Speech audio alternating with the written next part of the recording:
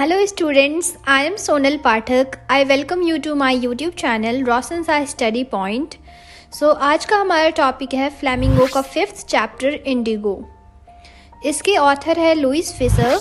Louis Fisher के द्वारा इस चैप्टर को लिखा गया है। यह कहानी 1916 की है, जब गांधी जी चंपारण के पुअर पीसेंट के ग्रुप को मदद करने के लिए स्ट्रगल करते हैं। उन्हें समानता, उन्हें इक्वालिटी और जस्टिस दिलाने के लिए स्ट्रगल करते हैं। सो उस वक्त जो कमर्शियल क्रॉप था वो इंडिगो था, और जो किराए पे जो किसान थे, जिन्हें किराए पे ज़मीन दिया गया था कृषि करने के लिए, क्रॉप हार्वेस्ट करने के लिए, उनके साथ एक अग्रीमेंट किया गया था कि 15% लैंड पे वो इंडिगो का प्रोडक्शन करेंगे, उसका उत्पादन करेंगे, और बाकी जो भी उनका हार्वेस्ट होगा वो किराए के रूप में, रेंट के रूप में लैंड ओनर्स को दिया जाएगा। सो ऐसा उनके साथ एग्रीमेंट हुआ था इंडियन टीनेंट्स के द्वारा। इंडियन टीनेंट्स मीन्स जो किराए के लैंड पे जो कृषि किया करते थे, ऐसा ब्रिटिशर्स के साथ उनका अग्रीमेंट हुआ था। फिर क्या होता है, जब ये सिचुएशन था, this was the condition to harvest crop of indigo. And then after हम देखते हैं कि जर्मनी में सिंथेटिक इंडिगो विकसित हो जाता है। उस वक्त इंडियन टीनेंट्स और ब्रिटिशर्स के बीच में अग्रीमेंट होता है कि 15% लैंड पे उन्हें इंडिगो क्रॉप का प्रोडक्शन करना होगा, और बाकी लैंड पे जो भी वो प्रोडक्शन करेंगे उन्हें वो रेंट के फॉर्म में लैंड ओनर्स को पे करना होगा। This was the agreement. But क्या होता है, हम देखते हैं कि जब उसी वक्त 1917 के टाइम जर्मनी में सिंथेटिक इंडिगो का डेवलपमेंट होता है। वहाँ पे उसका प्रोडक्शन स्टार्ट हो जाता है जर्मनी में सिंथेटिक इंडिगो का। तो इस वजह से जो इंडिया में इंडिगो का प्रोडक्शन होना था उसमें थोड़ी गिरावट आती है, वो डिक्रीज़ हो जाता है, उसकी डिमांड कम हो जाती है। तो इस वजह से अब गरीब किसानों को उनके 15% के समझौते से छुटकारा दिलाने के लिए वे मुआवजे की मांग करते हैं, वो कंपनसेशन चाहते हैं, मुआवजा चाहते हैं। जबकि कुछ जो अशिक्षित होते हैं, जो अनएजुकेटेड फार्मर्स होते हैं, वो इस बात पे सहमत होते हैं, और कुछ जो होते हैं वो डिसअग्री करते हैं इस बात से। तो इस बात पे जो राजकुमार शुक्ला जी वो गांधी जी के साथ मीटिंग अरेंज करते हैं, और वो गांधी जी को इंसिस्ट करते हैं कि ये जो कंडीशन है फार्मर्स का, उससे उनको छुटकारा दिलाए, उससे उनको उस प्रॉब्लम से बाहर निकाले। तो अगर हम राजकुमार शुक्ला जी की बात करें तो इस चैप्टर में, इस स्टोरी में उनका एक मेन रोल है। वही गांधी जी को इंसिस्ट करते हैं। तो इस स्टोरी में उन्हें बहुत ही दृढ़, बहुत ही स्ट्रॉन्ग दिखाया गया है, मीन्स उन्हें प्रेजेंट किया गया है, बिकॉज वही गांधी जी के साथ मीटिंग अरेंज करते हैं। उन्हें इंसिस्ट करते हैं कि जो ये लंबे टाइम से फार्मर्स के साथ, गरीब फार्मर्स के साथ, पुअर फार्मर्स के साथ जो होता आ रहा है, उस चीज़ से उनको कैसे छुटकारा दिलाया जाए। इसके लिए जो राजकुमार शुक्ला जी हैं वो काफ़ी हद तक उसके लिए रिस्पॉन्सिबल है, इस चीज़ को ओवरकम करने में। तो राजकुमार शुक्ला जी भी एक पुअर शेयर होल्डर हैं, जो ब्रिटिशर्स के हाथ, मतलब उनके अंडर वो वर्क करते हैं। तो वो बिकॉज अनएजुकेटेड है, तो वो हेल्प लेते हैं गांधी जी की, और पुअर पीसेंट्स को उस प्रॉब्लम से छुटकारा दिलाते हैं। तो इसके लिए उन्हें लड़ना पड़ता है। गांधी जी से वो मिलते हैं, मीटिंग अरेंज करते हैं। राजकुमार शुक्ला जी की वजह से गांधी जी बिहार के चंपारण गांव आए थे। उन्होंने ही इंसिस्ट किया था गांधी जी से कि वो जाकर चंपारण में देखें कि वहाँ पे पीसेंट्स, फार्मर्स की क्या सिचुएशन है। राजकुमार शुक्ला जी को इस स्टोरी में बहुत ही डेडिकेटेड, टेनासिटी, स्ट्रॉन्ग प्रेजेंट किया गया है, बिकॉज राजकुमार शुक्ला जी हैं जिन्होंने गांधी जी को बार बार इंसिस्ट किया कि आप हमारे डिस्ट्रिक्ट चंपारण आकर देखें कि यहाँ पे गरीब किसानों की क्या हालत है। वो जहाँ जहाँ गांधी जी जाते थे वहाँ वो शुक्ला जी उनके पीछे जाते थे, और उन्हें बार बार बोलते थे कि एक डेट फिक्स कीजिए मीटिंग के लिए। वो गांधी जी के साथ एक मीटिंग रखना चाहते थे जिसमें वो डिस्कस कर सके पुअर पीसेंट्स के बारे में, उनके कंडीशन के बारे में जो उनके साथ हुआ है. So now let's discuss some of the most important questions from this chapter indigo. So first question, how did Gandhi ji help the peasant of Champaran?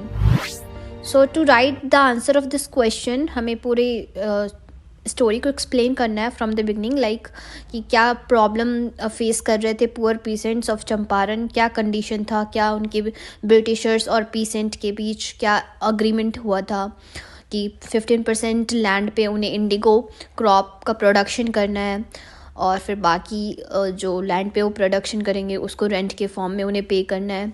फिर उन्हें मुआवजा नहीं दिया जा रहा था, उन्हें कंपनसेशन नहीं दिया जा रहा था ब्रिटिशर्स के द्वारा. तो पूरे सिचुएशन को हमें एक्सप्लेन करना है. फिर हमें बताना है कि राजकुमार शुक्ला जी ने कैसे गांधी जी को इंसिस्ट किया मीटिंग फिक्स करने के लिए, डेट फिक्स करने के लिए, और उसके बाद कैसे वो फिर आगे वो प्रोसीजर करते हैं और ब्रिटिशर्स से डिमांड करते हैं कि पीसेंट्स को उनका मुआवजा दिया जाए, उनको रिफ़ंड किया जाए. सो हमें ये पूरा एक्सप्लेन करना होगा. So I have prepared answer. Here I am sharing it. Like at Champaran, the British landlords forced all the tenants to plant 15% of their holding with indigo. फिर हमें ये बात पता था कि 15% लैंड पे उन्हें इंडिगो क्रॉप को हार्वेस्ट करना है, ग्रो करना है. देन बाकी जो एंटायर हार्वेस्ट होगा उसको रेंट के फॉर्म में उन्हें सरेंडर करना होगा. So this increased the misery of the poor tenant, उनकी परेशानी को और ज़्यादा बढ़ा देता है.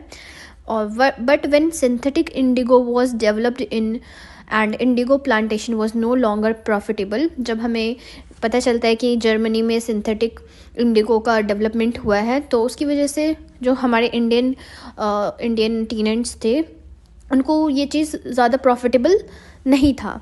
सो the landlord obtained fresh agreement from sharecroppers to pay them compensation for releasing them from the 15% arrangement. तो जो हमारे लैंडलॉर्ड्स है वो बोलते हैं कि उस चीज़ के लिए उन्हें कंपनसेशन पे किया जाए. तो Gandhi ji came in at this time and through non-violent civil disobedience, he forced the landlords to refund 25% of the compensation money to the peasant. So this is the whole answer of the question that how did Gandhi ji help the peasant of Champaran? उन्होंने चंपारण के किसानों की कैसे मदद की उस situation से निकलने के लिए और उन्हें कंपनसेशन प्रोवाइड कराने में. Second question, why did Gandhi ji feel that taking Champaran case to the court was useless? Gandhi जी को चंपारण केस कोर्ट तक ले जाना क्यों यूजलेस लगता है? So Gandhi ji felt that taking the Champaran case to the court was useless as taking such cases to the court did little good. उन्हें ऐसा लगता है कि जो चंपारण का जैसा केस है पुअर पीसेंट्स वाला, ऐसे केसेस को कोर्ट तक ले जाना कुछ ज़्यादा प्रॉफिटेबल नहीं होता, बेनिफिशियल नहीं होता, बिकॉज वहाँ जो पीसेंट्स है, जो पुअर फार्मर्स है, वो फियरफुल है, दे आर फियर स्टेकन. सो यहाँ पे law courts prove useless because Gandhi जी को ऐसा लगता है उन फियरफुल पीसेंट्स फार्मर्स को अगर किसी चीज़ से फ्री करवाना है, सो दैट इज़ फियर.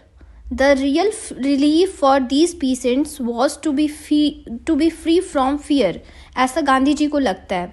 इसलिए वो बोलते हैं कि ऐसे चंपारण जैसे केसेस को कोर्ट तक पहुंचाना यूजलेस है बिकॉज वहाँ के जो पुअर पीसेंट्स है, फार्मर्स है, वो फियरफुल है.